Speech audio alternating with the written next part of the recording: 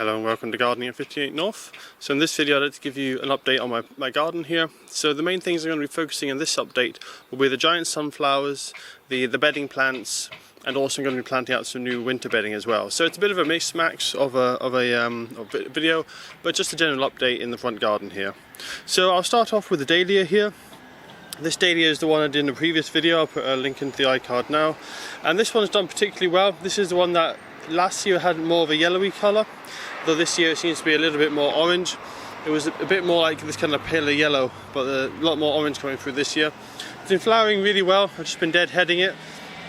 What you can do is take all the side shoots off to get even bigger heads, but I've not really bothered.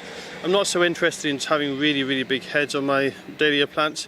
I did it with this one here, and it is slightly bigger than the others, but it means I've sacrificed 3 or 4 blooms. I'd much rather have many more blooms flowering for a long time, so that's why I've left all the side shoots. I'll have a lot more flowers in the long run, and they'll just be slightly smaller. So that's done really well. It hasn't put on a lot more growth in height anyway, the stems. It's just been putting all its energy into flowering, and this should keep going right through to the first hard frost.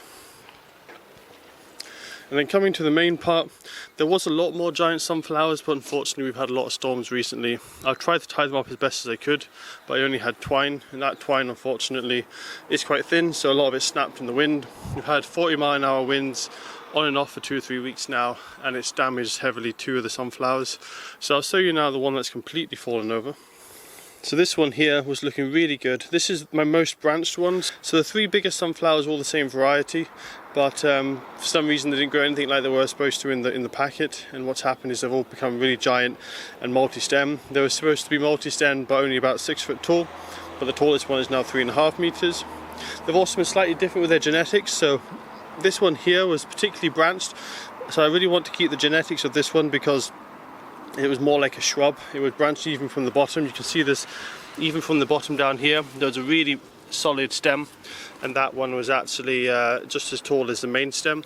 Also, with it being incredibly branched, it had loads of flower heads. You can see there's quite a few when it fell over in the wind, but also the side stems were also having their own side stems. So you can see here there's lots of little flowers starting to come on them, so it would have been absolutely covered in flowers, but unfortunately that was blown over by a wind.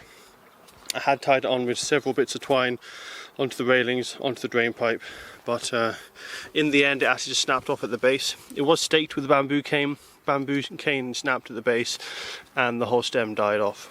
So what I've done is I've left it lying down. I don't want to snap it because there is a small part of stem attached, and I'm hoping that what I can do is harvest the seeds from this one head that was the most mature one, and hopefully plant it next year and keep the genetics, because that's quite a nice branching variety.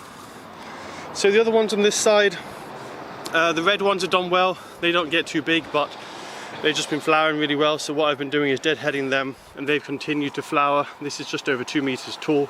I've got another red one there mixed up with the other tall sunflower just towards the base there. That's also been doing well. So what I've been doing is deadheading them, and they've just been putting out new size shoots all the time, growing nicely.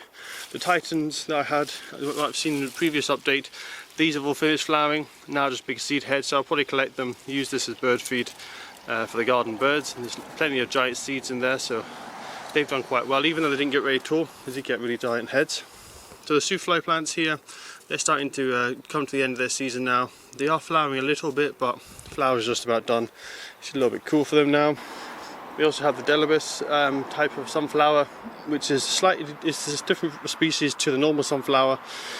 This one grows a lot shorter, but it's multi-stemmed and it keeps flowering all summer.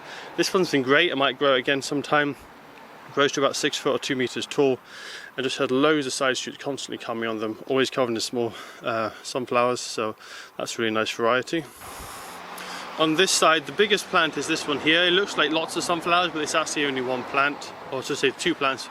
There's this slightly smaller red flowering one that's just towards the base, but the majority of this is actually just one variety, one plant. It's multi-stemmed.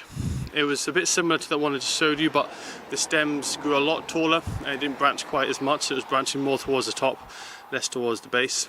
This one's been doing quite well despite the wind. I have lost several branches, probably about 3 or 4 branches, but it's had so many that it's not been a major loss. It's also been flowering quite well. The petals have been quite large, quite showy flowers. They're a lot smaller than the flowers you would get on a single flowered sunflower, but it's just the size of it's amazing. So I'm definitely keeping the seeds from this. What I'm doing with this is there's 2 heads up there, which were the original 2, the first one, and then a little side shoot off the first one. I'm keeping those 2, not cutting them off, so I can keep the seeds and genetics and grow this next year and keep selecting for bigger and more branched plants. My eventual goal with these sunflowers is to get the tallest, most numerous sunflowers possible. This is the best branching sunflower I've ever grown. It's around about 3.5 meters now, so it's a really tall. Normally when you get multi-branching sunflowers, they don't get quite this tall. And if you do get a multi-branching sunflower that is this tall, it generally only has 3 or 4 branches, whereas this one's branching on every single node, so it's absolutely covered. But also the side branches are also putting out their own side branches, so it should flower for a long time. I'm not going to get the full extent of it because of the weather here. So this frost will start coming soon. It's the middle of September. Once the hard frost comes, this will die off. But I'm hoping to keep it going for as long as possible, and it's not going to be the plant that dies, it'll be the frost that kills it. It's not like the single stem sunflowers that die when they're finished flowering. This one is going to keep putting on side shoots, side flowers, and if it had a long enough season, I reckon this could grow for almost a year before it completely runs out of energy and dies. So this is my favourite one, definitely keeping the seeds. As I say, it is a bit harder to keep up. I have had to use a stronger rope here to tie it on. There's numerous bamboo canes as well holding it up. I've also staked it at the base to stop it from snapping off with an iron stake, and it's holding for now. Hopefully it'll last long enough to get a great display. It definitely should have lasted long enough for me to collect the seeds, because I think they're almost ready for harvesting. But to be honest, it's only just coming into flower. You can see there probably 3 or 4 flowers in total, but there's loads coming on it, probably 20 or 30 or more. So this is going to look really good in about a month's time if I can keep it growing despite the colder temperatures. And then to the left here, there's another dahlias sunflower, slightly different to the other one. It was just a mixed packet of seeds, so they're all slightly different. Another red one, and then this is another giant sunflower. This one was pretty similar to this one in height, just slightly less branched, larger leaves and darker green as well. I'm not sure if I'll keep the seeds from this one. The genetics are not quite as good. I want it as big as possible or as bushy as possible. This is kind of between the first one I showed you on the floor and this giant one here. But it's still been a good variety. It has snapped off, so this was probably half of it has snapped off. And I'll show you here. It was a really big section that snapped. You can see the stem down there, so it was basically the same height as that one stem there, but there was probably about 5 or 6 other stems. It's not died off, so I've left it. So what it's going to do now is all these snap stems that were at the top are just going to be flowering down the bottom here. That's what you can see there. Lots of flowers, but they're towards the bottom instead of being at the top. So it'll still put on a good display. I might just have to move this dahlias branch elsewhere so I can actually see that. And then we also have the cosmos here, which is flowering nicely, and that should keep going right through to the frost. Along the front here we've had the cornflowers. They did a really good display come midsummer, and then I cut them back, let them regrow, and they put on a second flush, but they're covered in powdery mildew now, so they're dying off. They're at the end of the season. So what I'm going to do in this video is I'm going to take all of these out and replace them with kale plants. I'll probably give this a quick trim of the grass as well, make it easier to get in there. Don't have the lawnmower at the moment, so I'll just go a quick trim. But what I'll be doing is planting it up with these kale plants here. These are ornamental kales. This variety is called candy floss, so this would go bright pink in winter time. You can see some of the colour already coming through on the veins. What most ornamental kales do is they're generally quite green over the warmer months, but once you start getting cold temperatures close to freezing, then they start colouring up really nicely, and we'll get some really bright, vivid colours. So I'll plant these today. Hopefully the pests don't get them too much. It looks like I've had a bit of pigeon damage on this one, and there's caterpillars and slug damage as well. So I'll just have to keep an eye out for the pests, as I'm not going to have these protected. They're just going to be outside. But these should last all winter. They're quite frost hardy, -10, -15, something like that. So even quite a hard frost, these should be fine, and they'll give a nice colour. Normally I would dig over the soil and I would put in lots of feed. I won't be doing it with these ones because of the sunflowers here. I really don't want to disturb the roots, so I was just making a small planting hole. Also, being kale, it's part of the brassica family, so they like quite firm soil. So I'll be firming them in well. I'll also be burying the stems slightly. You can see the stems are quite long. I'll be burying them probably about 1 inch or 2, so probably about 5 centimeters under soil, just to give them a bit more stability and firming them in nicely. so they don't get too much damage from the wind rock. But before I plant them up, I'll just quickly show you a few of the other plants I have in here and how they're doing. So I did have antirrhinums here and lobelia. Some strange reason the lobelia has mostly died off. Not sure why that's happened. It's got a few bits coming through, but that's mostly finished. I've also got the dahlia here. This was flowering really well. It was flowering much earlier than the other dahlia, but it's getting a bit tired now. It's still flowering, but it's not got this same kind of display as it had before. And we've also had a little bit of slug damage here and there, a bit of nibbling on the leaves. But generally it's doing okay.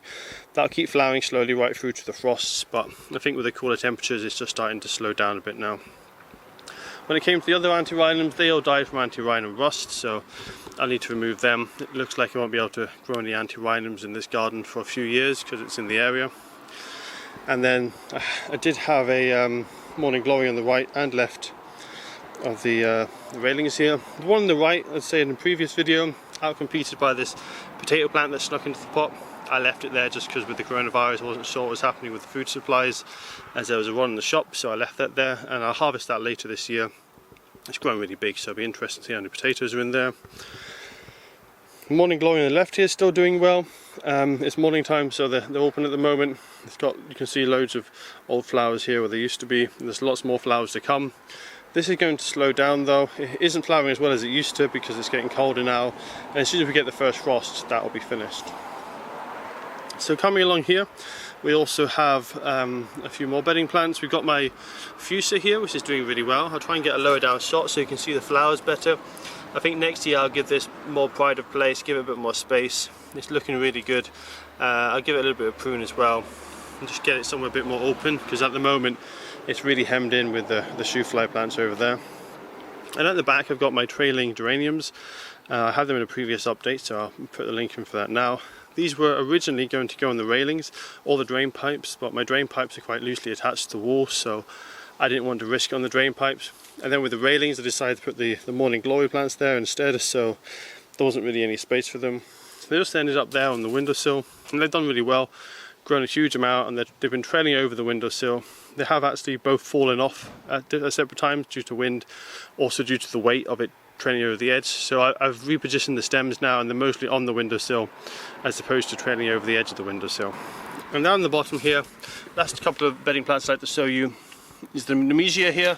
I did this in a video about how to cut back your summer bedding to encourage a second bloom. I'll put the link in now to an iCard. This one, it's been a bit shaded out now by the shoe fly plant, so it needs another cut back, put in another sunny position, and if I'm lucky I'll get one more flush before winter. I'll show you the other plant that was in that video as well.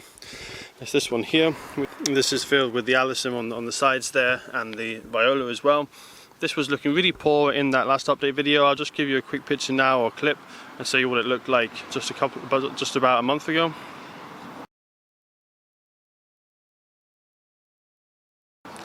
As you can see there, that's just over a month, and it's really recovered nicely. So the viola's been flowering constantly ever since then. Alyssum's just been greening up, and it's just starting to show the first flowers coming through. So I suspect this will put on a nice display of flowers for a few weeks before the first frosts come. This can handle the frost, so even if it's -1, -2, it should keep flowering. Only with the harder frost that will kill this off. And also it will stop putting out new flowers as well once it gets cold. Violas, if it's mild, they will flower all winter long. Any hard frost though, they'll have a rest period, and but it's nice to have a little bit of colour. Ideally, what I might do is also get some violas to put in here once these sunflowers are finished.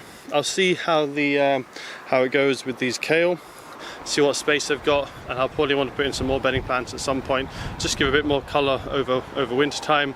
Ideally you want to plant your bedding plants late August, early September. If you're in a hotter country, maybe late September. The idea with that is you've got a little bit of warmth still, your bedding plants can put on some growth, and then by winter time they're a decent size. If you plant them when it's already cold, they'll just sit in the ground. They won't grow unless you're in a very mild climate, and then you won't have much of a display at all. So you want to put them out earlier if you can. Ideally, these kales are going out at the perfect time here in Scotland, which is kind of mid-September. I could put them out a little bit earlier, but this should do well, especially as we've had quite a mild September so far. And as I say, ideally I'd be putting something else in now, but I want to get the most out of these sunflowers, keep them going for as long as possible. So I'm giving these a tomato feed now. They were on a high nitrogen feed most of their life to get that size, but now they go on a tomato feed to encourage flower formation because they're not going to grow much taller and they're not going to put any more leaves on. So I'll keep these well fed with tomato feed. I'll be interested to see how they do, and I'll give you an update on the sunflowers probably towards the end of the season, or if they get blown over by the storm you might not see them till next year when I'm planting their seeds.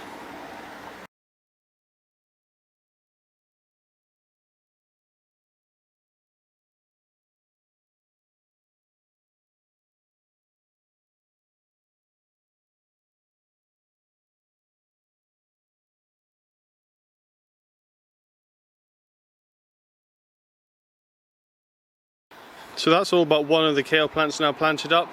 Now the kale plants I actually started from seed myself. It was around beginning to mid-August that I planted these, so they're only just over a month old and they've grown quite well. What I've been doing is giving them a high nitrogen feed, just to give them a really high, quick boost, and that's really give them rapid growth and got them to a decent size already.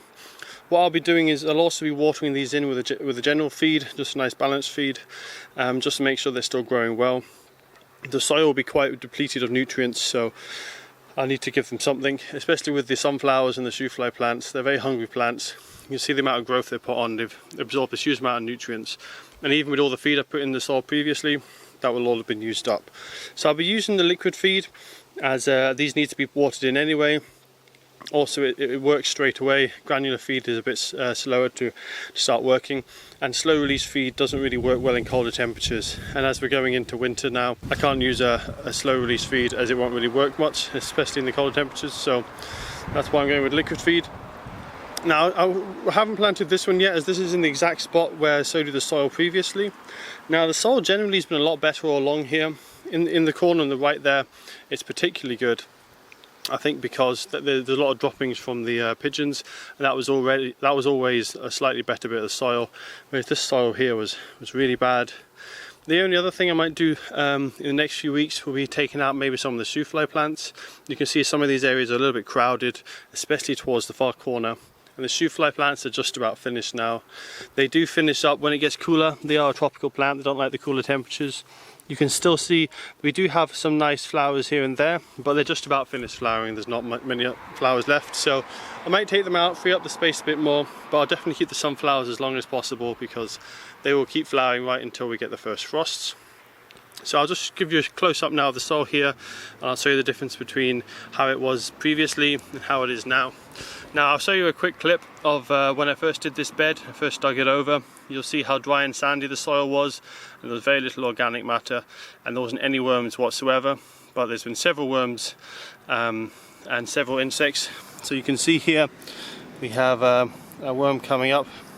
Basically the soil was completely dead, but now I've really brought it back to life with the compost, the organic feed, and also mulching it regularly with grass clippings. As you can see, it really is just like dust. There's nothing holding it together at all, which means there's no organic matter and there's not much else apart from sand in here. It's a very loose soil because it's just like sand.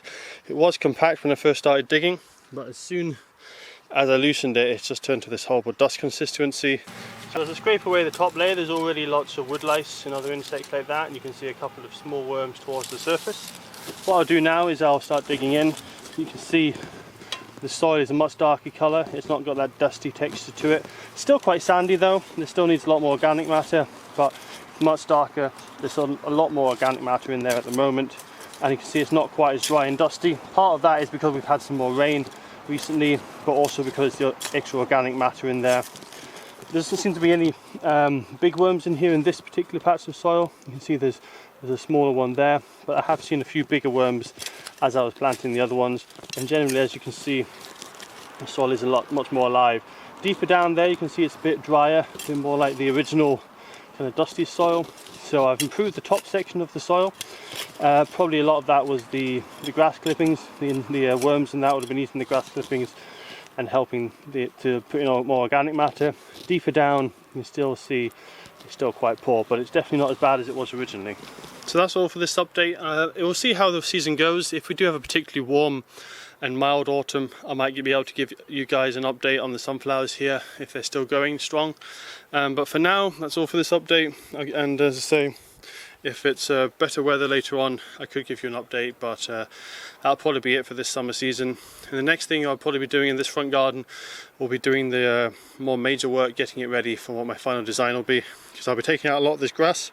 There's a lot of lawn at the moment, a lot of grass, not many growing spaces, so I really want to create more beds and create a more a flower-filled garden basically.